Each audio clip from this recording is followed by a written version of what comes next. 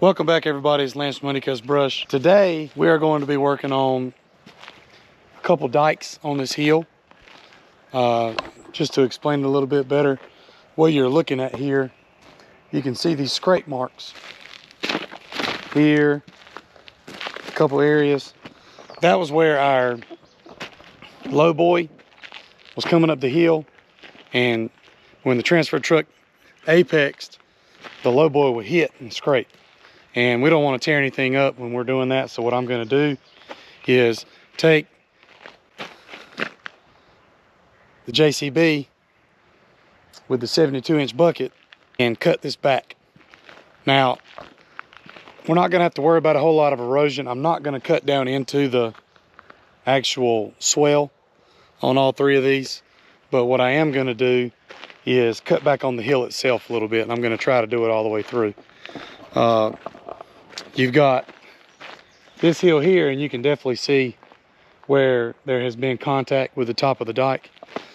And matter of fact, you can see right here, this is where we had the 7460 right here. You can see where I had it in four-wheel drive trying to pull the transfer truck up the hill, and it was stuck right here on this dike right here. That's what I'm going to do today. I'm going to knock this thing back and dress it up. Try to get it to where it's drivable for a low boy, because we bailed over, you know, in my previous video, I have it pinned up here. In my previous video, I said we had bailed 400 in an afternoon. Well, it ended up being 500 when we got the total tally and got them all loaded up. So we're just going to make sure that we get these dikes knocked down a little bit, or I'm going to, and cleaned up a little bit in here, so that when we do decide to work our way through, we don't have to worry about rubbing the bottom of the trailer and pulling any wires or tearing anything up. So that's what I'm gonna do today. It might not be a mulching video, but what we do here on the farm, just sort of to adapt and overcome. I just wanted to say thank you to everybody that's been tuning in and subscribing. You guys have been awesome. Continue to watch, like, comment, ring the bell so that you can get notifications of when I'm posting. I try to post every 2 to 3 days. It depends on the time of year and everything that's going on. Thank you for being a part of the community. You're definitely appreciated. And let's get right into it.